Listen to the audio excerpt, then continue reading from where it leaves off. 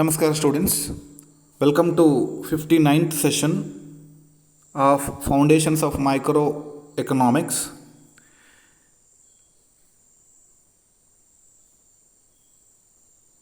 Topic of this session is impact of specific tax and subsidy on market equilibrium. ಇದನ್ನು ನಾನು ಎರಡು ಭಾಗ ಮಾಡಿದ್ದೀನಿ. This is the first part of this concept.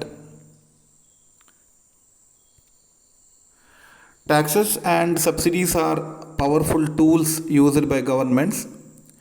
They influence market behavior, adjust price, reduce or boost consumption and collect revenues or give relief. So mostly tax ಮತ್ತು ಸಬ್ಸಿಡಿಗಳನ್ನು ಸರ್ಕಾರ as A tool use ಮಾಡುತ್ತೆ ಬೇರೆ ಬೇರೆ ಪರಿಸ್ಥಿತಿಗಳನ್ನು ನಿಭಾಯಿಸಲಿಕ್ಕೆ. So ಅದು ಹೇಗೆ work ಆಗುತ್ತೆ ಅನ್ನೋದನ್ನು ನೋಡೋಣ. ಸ್ಪೆಸಿಫಿಕ್ ಟ್ಯಾಕ್ಸ್ ಅಂದ್ರೇನು?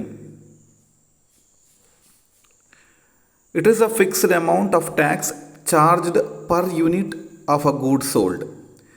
ಯಾವುದೇ ಒಂದು ವಸ್ತುವಿನ ಪ್ರತಿ ಯೂನಿಟ್ ಮೇಲೆ ಹಾಕುವಂತಹ ಟ್ಯಾಕ್ಸು. ಇದು ಪರ್ಸೆಂಟೇಜ್ ವೈಸ್ ಹಾಕುವಂಥದ್ದಲ್ಲ, ಒಂದು ಯೂನಿಟಿಗೆ ಇಷ್ಟು ಟ್ಯಾಕ್ಸ್ ಅಂತ ಒಂದು ಫಿಕ್ಸ್ಡ್ ಅಮೌಂಟನ್ನು ಹಾಕ್ತಾರೆ.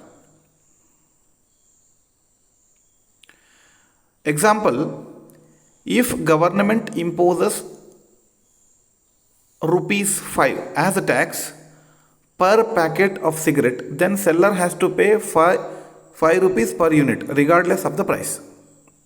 ಸೊ ಇಲ್ಲಿ ಒಂದು ಸಿಗರೆಟ್ ಪ್ಯಾಕೆಟ್ ಮೇಲೆ ಸರ್ಕಾರ ₹5 ಟ್ಯಾಕ್ಸನ್ನು ಹಾಕಿದರೆ, ಸೊ ಪ್ರತಿ ಪ್ಯಾಕೆಟ್ಗೆ ಅದನ್ನು ಬೈ ಮಾಡುವವನು ಅದರ ಸೆಲ್ಲರ್ ಏನಿದ್ದಾನೆ ₹5 ಪೇ ಮಾಡಬೇಕು.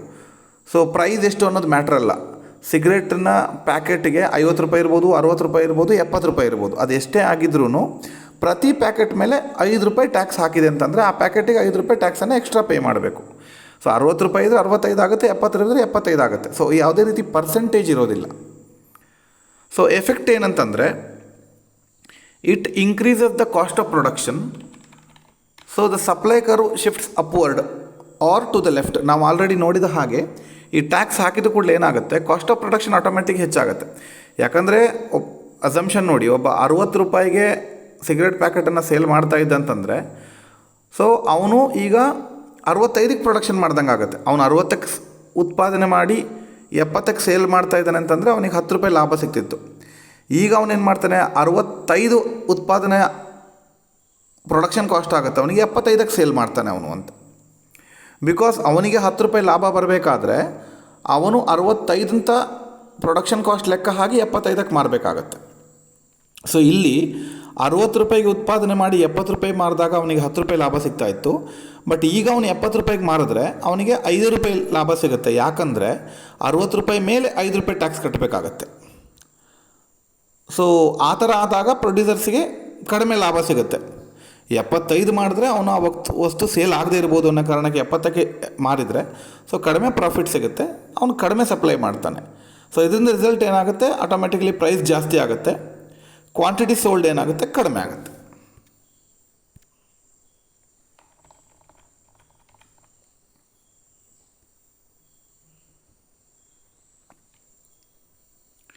So effect of tax on market.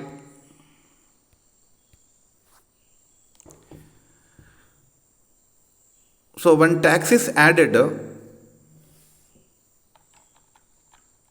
supply decrease ಆಗುತ್ತೆ, ಪ್ರೈಸ್ ಇನ್ಕ್ರೀಸ್ ಆಗುತ್ತೆ, ಕ್ವಾಂಟಿಟಿ ಸೋಲ್ಡ್ ಡಿಕ್ರೀಸ್ ಆಗುತ್ತೆ. Also it creates a wedge between the price the buyer pays and the amount the seller actually receives.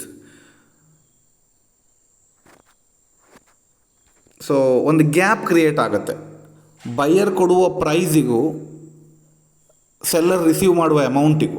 For example, ಯಾವುದೋ ಒಂದು ವಸ್ತುವಿಗೆ buyer ₹32 pay ಮಾಡ್ತಾನೆ ಅಂತ ಅಂದ್ಕೊಳ್ಳುವ, ಅದಕ್ಕೆ ₹5 tax ಇದ್ದರೆ ಸೆಲ್ಲರಿಗೆ ಸಿಗೋದು ಓನ್ಲಿ ₹27.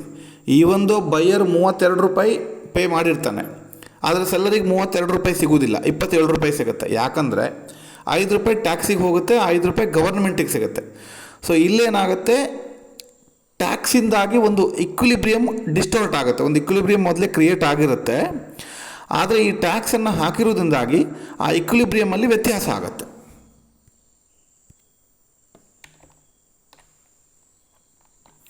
ಒಂದು ರಿಯಲ್ ವರ್ಲ್ಡ್ ಎಕ್ಸಾಂಪಲ್ ನೋಡುವಾಗ ನಾವು ಫ್ಯೂಲ್ ಟ್ಯಾಕ್ಸಿನ ಎಕ್ಸಾಂಪಲ್ ನೋಡುವ.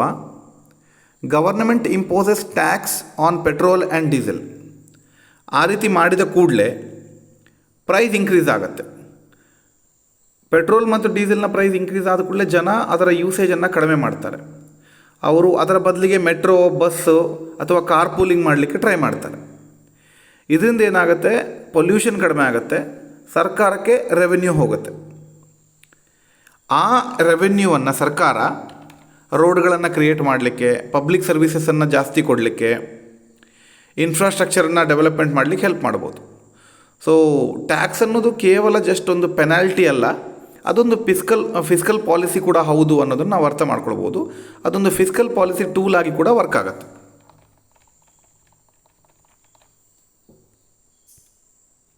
ಸೊ ಪ್ರಾಕ್ಟಿಕಲಿ ಒಂದು ಕ್ವಶನ್ ನೋಡುವ. ಇದು ನಿಮ್ಮ ಕ್ವಶನ್ ಬ್ಯಾಂಕಲ್ಲೂ ಕೂಡ ಇದೆ.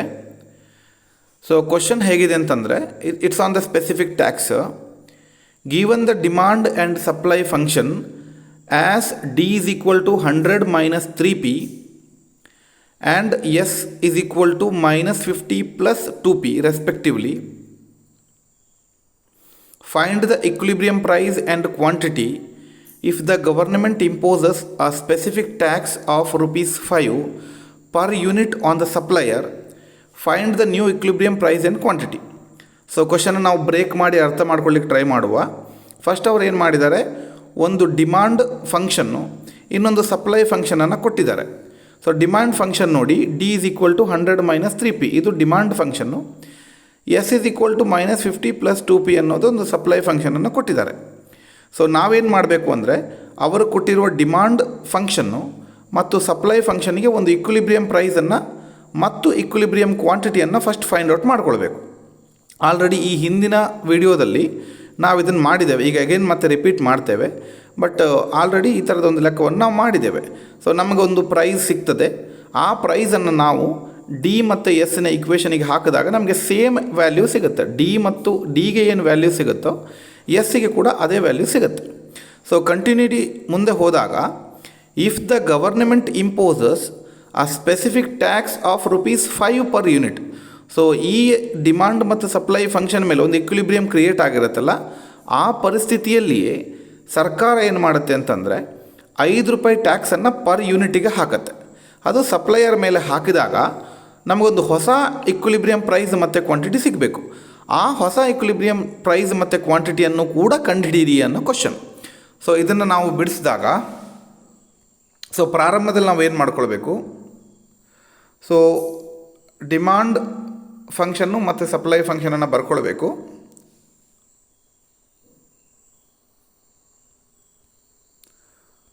ಸೊ ಅಲ್ಲಿ D is equal to S, demand is equal to supply ಮಾಡ್ಕೊಳ್ತೇವೆ.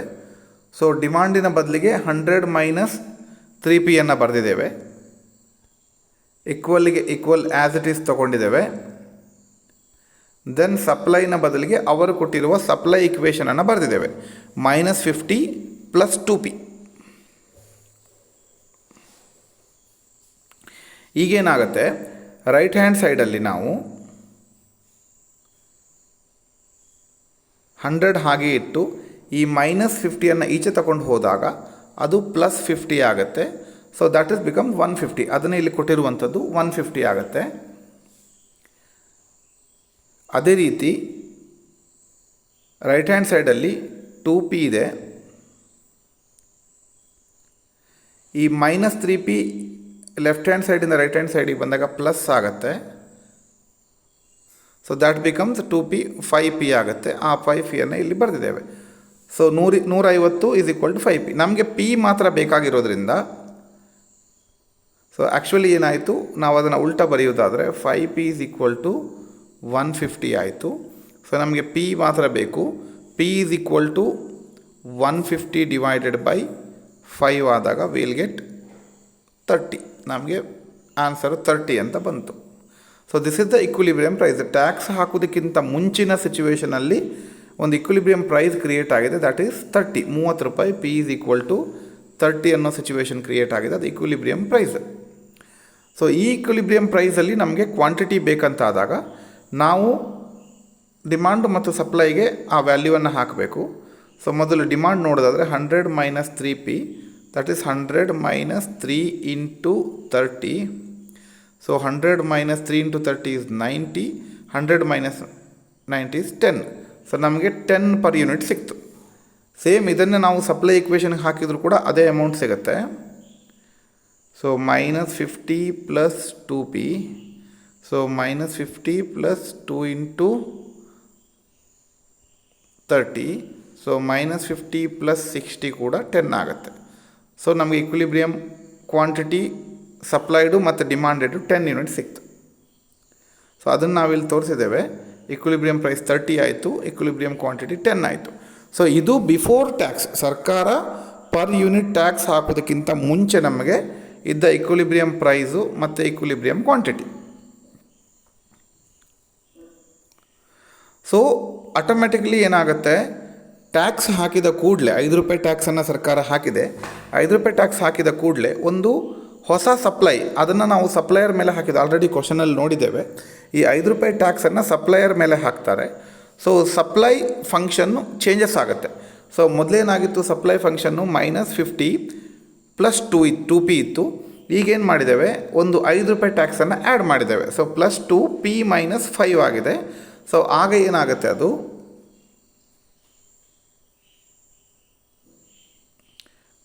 Automatically minus 50 plus 2P ಇದ್ದದ್ದು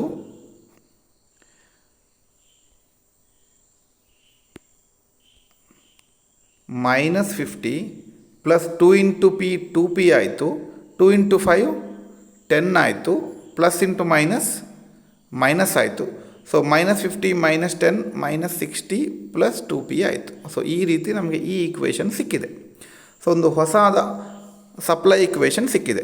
ಸೊ ನಾವು ಏನು ಮಾಡ್ತೇವೆ ಅಂತಂದರೆ, ಆಲ್ರೆಡಿ ನಮ್ಮ ಹತ್ರ ಇರುವ ಡಿಮಾಂಡ್ ಇಕ್ವೇಷನ್ಗೆ ಕಂಡು ಹಿಡಿದಿರುವಂತಹ ಹೊಸ ಸಪ್ಲೈ ಇಕ್ವೇಷನ್ನ ಹಾಕಿ ನಾವು D is equal to S find out ಮಾಡಲಿಕ್ಕೆ ಟ್ರೈ ಮಾಡ್ತೇವೆ. ಸೊ ಇಲ್ಲಿ ಬದಲಾವಣೆ ಆಗಿರುವುದೇನೆಂದರೆ, ಸಪ್ಲೈ ಇಕ್ವೇಷನ್ ಬದಲಾವಣೆ ಆಗಿದೆ. ಸೊ ಮೊದಲಿದ್ದ ಸಪ್ಲೈ ಇಕ್ವೇಷನ್ ಬದಲಿಗೆ ಟ್ಯಾಕ್ಸ್ ಹಾಕಿದ ನಂತರ, ಸ್ಪೆಸಿಫಿಕ್ ಆಗಲಿ 5 ರೂಪಾಯಿ ಟ್ಯಾಕ್ಸ್ ಹಾಕಿದ ನಂತರ ಬಂದ ಇಕ್ವೇಷನನ್ನು ಹಾಕಿದ್ದೇವೆ ನಾವು. ಸೊ ಈಗೇನಾಗಿದೆ ಅಂತಂದರೆ, ಸೊ 100 ಪ್ಲಸ್ 60, ಈ 100 ಹಾಗೆ ಇತ್ತು. ಈ 60 ರೈಟ್ ಹ್ಯಾಂಡ್ ಸೈಡಿಂದ ಲೆಫ್ಟ್ ಹ್ಯಾಂಡ್ ಸೈಡಿಗೆ ಹೋಗುವಾಗ ಮೈನಸ್ 50 ಇದ್ದದ್ದು ಮೈನಸ್ 60 ಇದ್ದಂತೂ ಪ್ಲಸ್ 60 ಆಯಿತು. That becomes 160. So equal to ಅಲ್ಲಿ ಆಲ್ರೆಡಿ 2P ಇತ್ತು. ಸೊ ಮೈನಸ್ 3P ಆಚೆ ಹೋದಾಗ ಪ್ಲಸ್ 3P ಆಯಿತು. ಸೊ ಅದು 5P ಈಸ್ ಈಕ್ವಲ್ ಟು 160 ಆಯಿತು. ನಮಗೆ P ಮಾತ್ರ ಬೇಕಾಗಿರೋದ್ರಿಂದ 160 ಡಿವೈಡೆಡ್ ಬೈ 5 ಮಾಡ್ತೇವೆ ನಾವು. Then will get 32. ನಮಗೆ 32 ಆನ್ಸರ್ ಸಿಕ್ತು. ಸೊ ಈಗ ಟ್ಯಾಕ್ಸ್ ಹಾಕಿದ ನಂತರ ಮೊದಲು ನೋಡಿ, ನಮಗೆ 30 ಇತ್ತು ಪ್ರೈಸು, ಬಿಫೋರ್ ಟ್ಯಾಕ್ಸು 30 ರುಪೀಸ್ ಇತ್ತು. ಟ್ಯಾಕ್ಸ್ ಹಾಕಿದ ನಂತರ ನಮ್ಮ ಪ್ರೈಸು 32ಗೆ ಹೆಚ್ಚಾಯಿತು. ಈ 32 ಹೆಚ್ಚಾದ ನಂತರ ನಾವು ಹೊಸ ಒಂದು ಇಕ್ವಿಲಿಬ್ರಿಯಮ್ ಕ್ವಾಂಟಿಟಿಯನ್ನು ಫೈಂಡ್ ಔಟ್ ಮಾಡಬೇಕು. ಸೊ ಅದು 100 ಮೈನಸ್ 3Pಗೆ ನಾವು P ದಲ್ಲಿ 32 ಹಾಕ್ತೇವೆ. 100 minus 3 into 32, that is 96. 100 minus 96 we got 4. So ನಮಗೊಂದು ಹೊಸ ಇಕ್ವಿಲಿಬ್ರಿಯಮ್ ಕ್ವಾಂಟಿಟಿ ಕೂಡ ಸಿಕ್ತು. ಸೊ ಇಕ್ವಿಲಿಬ್ರಿಯಮ್ ಪ್ರೈಸು 32 ಆಯಿತು, ಇಕ್ವಿಲಿಬ್ರಿಯಮ್ ಕ್ವಾಂಟಿಟಿ 4 ಆಯಿತು. ಇದು ಆಫ್ಟರ್ ಟ್ಯಾಕ್ಸ್, ಸರ್ಕಾರ ಟ್ಯಾಕ್ಸ್ ಹಾಕಿದ ನಂತರ. ಸೊ ಆ ಸ್ಪೆಸಿಫಿಕ್ 5 ರೂಪಾಯಿ ಟ್ಯಾಕ್ಸನ್ನು ಸರ್ಕಾರ ವಿಧಿಸಿದ ನಂತರ ಪ್ರೈಸು ನೋಡಿ 30 ಇದ್ದದ್ದು 32 ಆಯಿತು, ಕ್ವಾಂಟಿಟಿ 10 ಇದ್ದದ್ದು 4 ಆಯಿತು. ಇದು ಹೊಸ ಇಕ್ವಿಲಿಬ್ರಿಯಮ್ ಪ್ರೈಸ್ ಮತ್ತು ಕ್ವಾಂಟಿಟಿ. Thank you.